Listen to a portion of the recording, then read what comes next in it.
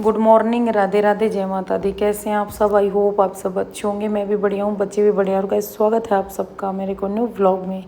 सुबह मॉर्निंग का टाइम है और यही 9:30-10 बजे का टाइम है और ऊपर का काम निपटा के हम आ गए थे नीचे, मैं, जीवांशी और मायरा। तो भाई शिवांश अभी आया नहीं है। कई लोग पूछते हैं कि शिवांश आया कि नहीं, तो नहीं अभी नहीं आया है। बस 1 या 2 दिन में या तो मेरा ही चक्कर लगेगा या फिर उधर से कोई आएगा तो फिर उसका भी आना होगा। तो भाई ऊपर का काम निपटा के हम आ गए थे। झाड़ू पोछा बर्तन डस्टिंग सब निपटा के नीचे आ गए थे और बनाना शेक पी के हम नीचे आए थे। मायरा ने दूध और हमने बनाना शेक पी के हम आ गए थे नीचे। और यहाँ पे हमें काफ़ी सारा टाइम लगने वाला है क्योंकि कई काम हैं, तो इसीलिए हम पूरा ऊपर का सारा काम निपटा के तब नीचे आए हैं। तो अभी एक कबाड़ी वाला जा रहा था, तो कई दिन से, कई बार मैं घर पे नहीं होती हूँ तो कई बार कबाड़ी इस टाइम पे नहीं आता कि ये कुछ पेटियाँ थी, कुछ डब्बे के ढक्कन वक्कन, मतलब कुछ प्लास्टिक था, कुछ ये पेटियाँ थी। तो कई दिन से रखी थी, मैं सोच रही कोई आए तो मैं दूँ, लेकिन कई बार मैं घर पे नहीं होती तो कई बार ये आते नहीं टाइम पे। तो आज जैसे ही मैं नीचे आई, मैंने खाट बाहर निकाली मिर्ची सुखाने के लिए और स्कूटी को बाहर निकाला वहाँ पे झाड़ू पोछा करने के लिए। तो सोचा इनको थोड़ी देर बाहर खड़ा कर देती हूँ, तब तक अपना अंदर का काम थोड़ा सा छेड़ सी हो जाएगी, ज़्यादा भीड़ भाड़ सी नहीं रहेगी निकलने में आने जाने में। तो जैसे ही बाहर आई तो कबाड़ी वाले की आवाज़ सुनी, उसको बुलाया और ये जो कुछ 2-3-4 पेटियाँ थी, कुछ प्लास्टिक था, कुछ और भी छोटा मोटा जैसे कबाड़ी लेके जाते हैं ऐसा कुछ सामान था। तो मैंने बोल दिया था कि आप ये रख लो रिक्शा में, जितने का बनता है ले जाओ इसे। तो ये दे दिया था। वैसे तो ये कई रुपए का बनता, पर ये सुबह सुबह कौन इनके साथ मगजमारी करे। 30 ही रुपये दिए इसने इस कबाड़े के। पर मैं कहा चलो ठीक है, घर से कबाड़ा जा रहा है। जैसे कुछ बुक्स थी, कुछ पेटियाँ थी, मैं कहा ले जा भाई, इनको कई दिन हो लिए ऐसे ही रखा, अच्छा भी नहीं लगता घर के बगल में। तो उसको देने के बाद फिर मैं आ गई थी मिर्ची को लेके बाहर धूप में। तो ये मिर्ची कल रात को ही कट कर ली थी। कल रात को मतलब नहीं, मतलब परसों रात को कट करी थी।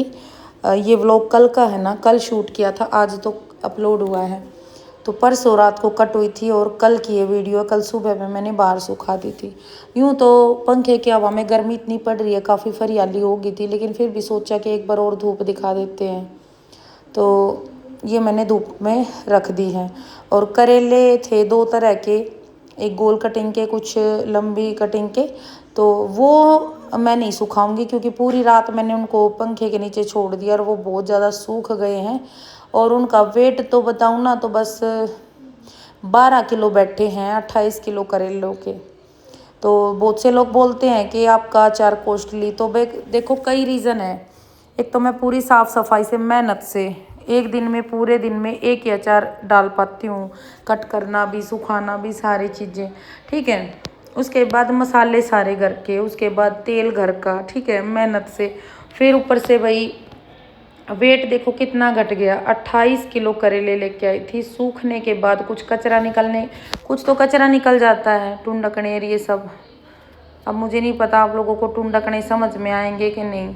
बाकी कुछ जो अड़ंगा निकलता है, बीज, पके हुए बीज निकलने के बाद कुछ तो वैसे ही घट जाते हैं, कुछ सूखने के बाद। ये सिर्फ 12 किलो, 3 किलो तो ये गोल कटिंग वाले बचे थे और 9 किलो वो थे। रात को थोड़ा सा लग रहा था कि सुखाना चाहिए, तो मैंने फैला के छोड़ दिए थे। सुबह उठी तो ये काफ़ी हद तक सूख चुके थे। तो बस यही होता है भाई इनमें, अगर पूरा प्रॉपर ढंग से सुखा के डाला जाए ना तो बहुत वेट घट जाता है। और इनमें यूँ लगा लो आधे से भी कम बैठता। आप खुद सोच लो, कहाँ 28 किलो और कहाँ 12 किलो, ठीक है। तो तब कहती हूँ भाई और फिर ये है कि भाई सूखने के बाद जो अचार का टेस्ट आता है ना, सच बताऊं तो उबाल के बना भले ही लो, उबाल के जब बनाते हैं ना तो वो जल्दी गल जाता है। तो कई बार बारिश के दिनों में, कई बार सर्दियों में हमें उबाल के डालना पड़ता है, लेकिन अभी गर्मी है अच्छी खासी, तो इसलिए सुखा के बना रहे हैं। तो इनका टेस्ट ही अलग होता है, इनका टेस्ट बहुत अच्छा होता है, लेकिन ये गलने में बहुत ज़्यादा टाइम लेते हैं। मतलब एक्स्ट्रा स्टॉक कर लो तो भले ही। तो अब की बरसात आया, पिछली गर्मियों में मुझे इतना टाइम नहीं मिल पाया कि मैं आम का और करेले का स्टॉक कर सकूं। हालांकि बिजी रूटीन तो अभी भी बहुत है, लेकिन कोशिश करूँगी अब की बार अच्छा खासा इन चीज़ों का स्टॉक करना, क्योंकि जितना पुराना अचार होगा ना उतना ही अच्छा और टेस्टी अचार बनेगा। तो वो मैं नापा तोली करके और फिर मैं क्लिप नहीं ले पाई, मैंने उन तीनों में, मिर्ची में भी, करेले में भी, दूसरे करेले में भी, सब में मसाला ऐड किया। और भाई अभी ये 2 फुलझड़ी आप लोगों को दिख रही होंगी मंडासा मारते हुए। तो अभी हम कहीं जाने की तैयारी कर रहे हैं, आगे की वीडियो आप खुद देख लो हम कहाँ जा रहे हैं। तो भाई शाम के टाइम है यही 4 साढ़े 4 का। और भाई अभी हम जाने की तैयारी कर रहे हैं। कहाँ जा रहे हैं बताऊं? जाने की तैयारी कर रहे हैं भाई अपने अचार वाले रूम में। हमने ना बेरा कितनी तैयारी करनी पड़ा है। ये जो लटूरे है ना, ये कभी बांध जुड़ कर जब जाना पड़ा है, चाहे फिर हम होए चाहे ये हुई। तो भाई छुट्टी पड़ रही है, छोरिया का फुल फायदा उठा रहे हैं। पकड़ो, अब इनका करवाओगे हम डब्बे में पन्नी फंसा दे, इनके छोटे छोटे हाथ ना डब्बे के अंदर चले जाए, तो ये हेल्प हो जाती है हमें। ये जल्दी जल्दी डिब्बा लगाएंगे। और कल की वीडियो में आप लोगों ने देखा भी होगा, ये डिब्बे लगा रही है मार के मंडासा, बिल्कुल मंडासा मार के। दोनों की दोनों मेरे जैसी लगते हैं, मेरे जैसी और मेरी माँ जैसी। बता किसके जैसी लगेगी, मेरे जैसी कि माँ जी जैसी? अच्छा अच्छा, आई माँ जी वाली। माँ जी ते मने सीखा मंडासा मारना। तेरी माँ जी बाद में, पहले मेरी मम्मी है। ये छल्ले ना मेरे तो मत दिया कर, थोड़े बड़े छल्ले दिया कर, बड़े मिले नहीं रहे। मैंने भी सिर धोना है, मुझे एक भी छल्ले को नहीं। बेचारी मायरा खुद छोटे छल्ले बांध रही है। देखा ना हमारी तिजोरी में मिल जाएगा। कितनी जोरी मम्मी ने बिल्कुल 2 इयरिंग से स्टार्ट करी थी, अब मम्मी की एक डब्बा भर गया है। एक कहीं टूट गए, क्यों नजर लावा है तो मेरे ज्वेलरी यहाँ पे। थू थू बस। और कहीं टूट लिए। इसमें मैंने एक छल्ला देखा था। मम्मी वो भी किसी ने चोरी कर लिया होगा हमारे घर में, बहुत चोर घूम रहे। कौन सा चोर? इसकी तरह। किसकी तरह? मेरा की तरह। आपकी तरह। आप भी तो बड़ा छल्ला चुरा लेते सोते सोते। वो चोरी नहीं होती, वो अपने घर होता है। अपने घर में, अपने घर में चोरी छोटी मोटी। छल्ला दे दो मायरा, कोई छल्ला दे दे।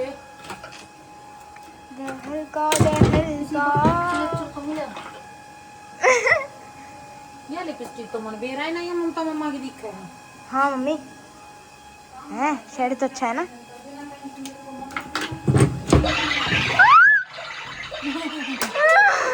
जब मोटर बंद करता।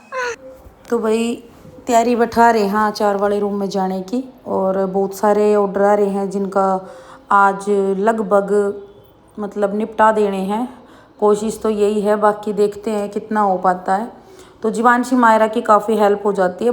दरअसल और कुछ नहीं, एक तो ये क्या करती हैं, इनके हाथ पतले पतले हैं, डब्बे के अंदर जो पन्नी डालते हैं ना हम ताकि लीकेज ना हो, वो आराम से इनके हाथ से चली जाती है। लेकिन जब हम अपना हाथ डालते हैं ना डब्बे के अंदर, तो वो पन्नी वापस हमारे हाथ के साथ वापस आ जाती है। तो मतलब बहुत ज़्यादा परेशानी होती है। तो इनके छोटू छोटू से हाथ हैं, ये जल्दी डाल देती है। फिर ऊपर से ढक्कन पे सील डाल देती है ढक्कन पे, और एक लेबल लगा देती हैं। तो ये खेल खेल में कर देती हैं ये काम, और यही काम हमसे काफ़ी देर में होता है। तो अभी जीवांशी को मैंने बोला कि मैं बांधती हूँ मंडासा, आप मेरी, और बल्कि मैंने तो इससे चुन्नी खोज ली। मैं कहा ये मेरी स्कूटी की चुन्नी है, बहुत सॉफ्ट है। बाकी तो मेरा जी घबराता है, ज़्यादा मोटे जो स्टोल या चुन्नी ओढ़ लेती हूँ ना स्कूटी पे हेलमेट में, तो मेरा जी घबराने लग जाता है, क्योंकि गर्मी इतनी है, ऊपर से हेलमेट के अंदर फिर ये अगर थोड़ी सी गाढ़ी चुन्नी हो जाए तो जी घबराता है। तो ये 1 या 2 चुन्नी ऐसी बना रखी है मैंने जिसमें हवा पास अच्छे से हो जाए, बिल्कुल सॉफ्ट।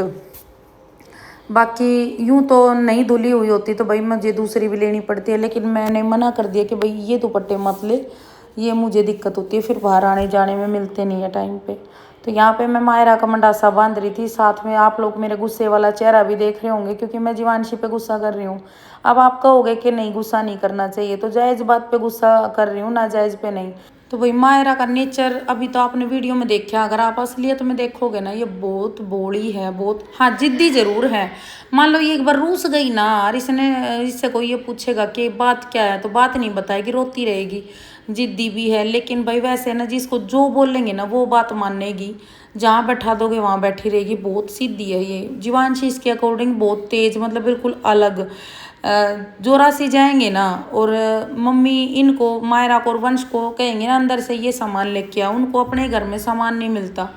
वहीं दूसरी तरफ जीवांशी को या शिवांश को बोलेंगे ना कि जा हमारे घर से अंदर से ये लेके आ, चाहे उनको पताल से चीज़ निकाल के लानी होगी, ये लेकर आ जाएंगे। ये इतने तेज पड़ते हैं उनके सामने। है भाई जो चीज़ है वो है, ये दोनों तेज पड़ते हैं, वो दोनों ही सीधे हैं। तो जैसे मैं मायरा को ज़्यादा डांटती नहीं, हालांकि मेरा नेचर ऐसा है भाई, मैं अगर गलती करती है तो मैं दोनों को डांट देती हूँ, चाहे वो भतीजी है चाहे ये है। लेकिन फिर भी ऐसे बोलती है आप मायरा के ज़्यादा लाड करते हो, जबकि ऐसा कुछ भी नहीं है। उसको पहले दुपट्टा बांध दिया मैंने, मंडासा मार दिया था, बोली पहले इसको क्यों बांधी। और जिद लगाएगी जैसे कोई काम उड़ाऊंगी, जब बोलेगी कि पहले मायरा करेगी। मायरा तो 2-4 दिन के लिए आई है, फिर चली जाएगी। तो ये थोड़ी ना होता है भाई, मामा बुआ के जब बच्चे जाते तो ये थोड़ी ना कि उन्हीं के पीछे लगे रहो। भाई बेटा अपना काम है, हमें अपने हिसाब से करना है, ना कि मायरा तो 4-6 दिन है, हफ्ता 10 दिन है, उसके बाद तो हमें ही करना है। तो आदत ऐसी रहनी चाहिए कि भाई हमारा काम हम ही करें। लेकिन नहीं, वो जिद वाली बात कि मायरा ऐसे करेगी तो करूँगी। तो मैं इसको डांट रही थी कि ऐसे जिद मत किया कर। तो भाई एक बात और, मंडासे में यूँ पूछ रही थी दोनों के, बताओ मैं मेरी मम्मी जैसी लग रही हूँ, मायरा अपनी माँ जी जैसी लग रही है। मैं कहा ऐसा है, आप दोनों मेरे जैसी लग रही हो, एक मेरी बेटी लग रही हो, एक मेरी भतीजी लग रहे हो, बाकी मैं मेरी माँ पे हूँ। तो इस तरह से भाई, तो जीवांशी को मैं चाहती हूँ भाई बिल्कुल मेरे जैसा बनाना। अब जो मैं हूँ, पहले मैं जो थी वो नहीं। मतलब गलत चीज़ ना सहना ना सुनना। कई बार हम क्या कर जाते हैं कि घर बसाने के चक्कर में ना हम कुछ घटिया लोगों को सर पे बैठा लेते हैं, ये सोच के कि भाई घर बसाना है, कहाँ जाएंगे, अच्छा भी नहीं लगता, बेइज्जती भी होती है। ये सोच के हम कुछ जाहिल गवारों को अपने सर पे बैठा लेते हैं, और फिर वो लोग ये सोचते हैं कि पता नहीं ये तो तुमसे क्यों दबती है। लेकिन वो दबना नहीं होता, वो शर्म होती है जो हम करते रहते हैं। लेकिन मैं मेरी बेटी को ये बात कभी नहीं कहूँगी। हालांकि ये तेज पहले ही है, मुझे डर लगता है आगल होगा क्या होगा क्योंकि ये भाई आज के हिसाब से बिल्कुल ओके है, जैसे आज के माहौल में लड़कियां होनी भी चाहिए। लेकिन मायरा बहुत सीधी है, तो मैं तो मायरा के लिए बोलती हूँ मम्मी को कि इसको थोड़ा सा जीवांशी के साथ छोड़ दो, कुछ जैसे अभी बुला रखे इसी तरह थोड़ी तेज हो जाए, क्योंकि आजकल इतने सीधे बच्चे का ज़माना है नहीं। गाइस आप कमेंट में बताइए कि मैं अपनी मम्मा की तरह लग रही हूँ या नहीं, और मेरी मम्मा अपनी मम्मा के ऊपर लग रही है, दोनों, सोनी मम्मा भी और मम्मा भी, और मायरा भी अपनी माँ जी पे लग रही है और मैं अपनी मम्मा पे। आप देखिए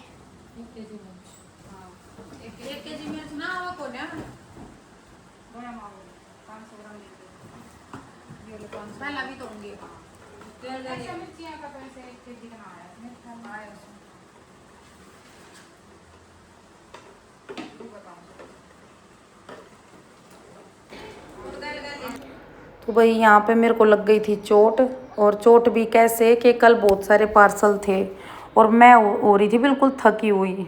जैसे एक होता है ना कि काफ़ी देर काम करने के बाद कमर टूट जाती है। अभी आप मेरे कपड़े भी देख रहे होंगे, ये कुछ कपड़े मैंने अपने अचार के अलग से बना रखे हैं, क्योंकि ना अचार वाले रूम में बहुत ज़्यादा गर्मी रहती है। तो बिल्कुल कॉटन के से हल्के फुल्के, तो कईयों की यूँ हैं सलवार डैमेज हो गई, तो कईयों के कुर्ते डैमेज हो गए। लेकिन भाई अचार वाले रूम में क्या सह देते हैं, जब नए कपड़े तो और भी ज़्यादा गर्मी लगेगी। यूँ तो ममता दी कह रही थी कि तेरे 2-3 सूट छापे के सील दूँ ऐसे डार्क में, जो कि अचार के रूम में काम दे जाए। और जैसे मान लो पीलक भी लगेगी, हल्दी वगैरह लगेगी तो दिखेगी नहीं, कोई आए जाए अच्छा नहीं लगता। 2 मेली मैच पहनते हुए, सलवार अलग, चुन्नी अलग, दुपट्टा मतलब सूट अलग। तो मैंने बोला कि भाई देख, नया सूट चाहे तू कितना ही कॉटन का सील लियो, पतला सील लियो, लेकिन नए में तो गर्मी फिर भी लगेगी। तो मैं कह रही थी कि अब की गर्मी तो मैं ऐसे जैसे तैसे करके निकाल लूँगी, क्योंकि कई सूट ऐसे थे जो बिल्कुल डैमेज हो गए, फट गए। तो ये पूरा सूट मेरा पीला हो रहा है, क्योंकि मैं अचार के रूम से जस्ट अभी निकल के आई हूँ, और कम से कम भी नहीं 60-70 डिब्बे भर के आई हूँ अचार के। तो इतना तो होना भाई लाजमी था। तो अभी जैसे मैं ऊपर आई तो थकी आ रही, किचन से रूम में जा रही थी मैं प्याज लेके, और मैज थी तो साइड में, पर एक होता है ना कि गाड़ी के पा फिर जा तो मेरे भी पा फिर रहे थे, मतलब यूं चौड़ी चौड़ी सी होकर चालू थी, बस थकी थकी आंख बंद सी हो थी, जिसे एक ज़्यादा ही थक जाने पर होता है तो ऐसे पैर टकरा गया। यूं तो मैज काफ़ी मैंने दोबारा देखा भाई, मैज बाहर निकल रही थी, क्योंकि मेरे नू थी अगर बाहर निकल रही होगी तो इन छोरियां दम खाऊंगी, मैं इनके काम होंगे, लेकिन फिर मैंने देखी मैं मैज तो सही थी, मैं ज़्यादा फिर खूब फ्री होकर चल रही थी। फिर भैयो लागी चोट, बस लागनी थी, लगी तो लगी चलो। उसके बाद भाई काफ़ी देर तक मैं इसने पकड़े बैठी रही, क्योंकि खून ना बंद ना हुए, बिल्कुल नेल्स के पास से था, तो बस ठीक है। उसके बाद थोड़ी देर तो इसमें झंझनाट रही। उसके बाद ये है कि मैं अपना टमाटर प्याज कट करके, और रात के मुझे बज गए थे 9:30 पौने 10 खाना बनाते बनाते। उसके बाद लाइव की थोड़ी देर, उसके बाद हम सो गए थे। सुबह मॉर्निंग में उठते ही सिर्फ 1 कप चाय पी के मैं आ गई थी, और चाय भी बस पी ली, क्योंकि अदरक नहीं थी तो आधा कप पी, आधी बस ऐसे ही छोड़ दी कप में, ध्यान नहीं रहा अदरक लाना।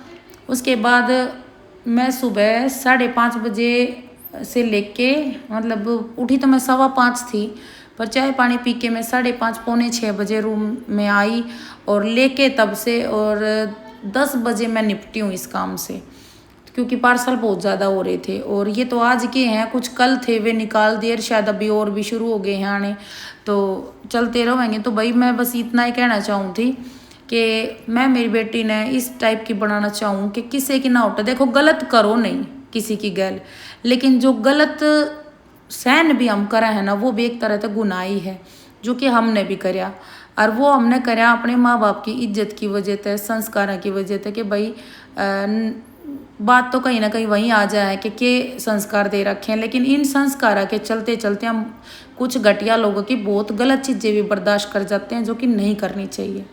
तो बस यही बात मैं कहना चाहूँ थी, बस यही कहना चाहूँगी। मैं भी मेरी बेटी ने स्ट्रॉन्ग बनाना चाहूँ। मैं पहले थी, मैं वो तो ना तो खुद बनना चाहती थी, ना ही मैं अपनी बेटी को बनाना चाहती हूँ, लेकिन जो मैं आज हूँ, आज मैं किसी से भी रट खट ले लूँ, इतना दम रखूँ हूँ, तो मैं आज जैसी हूँ ना, मैं अपनी बेटी ने ऐसा ही बनाना चाहूँ। और मैं तो आप सब ने भी यह बात कहूँ कि जितना उसके बेटी ने स्ट्रॉन्ग बनाओ, उसने नाजुक कली मत बनाओ। बाकी आज की वीडियो करूँ यहीं पे एंड। राम राम सभी ने।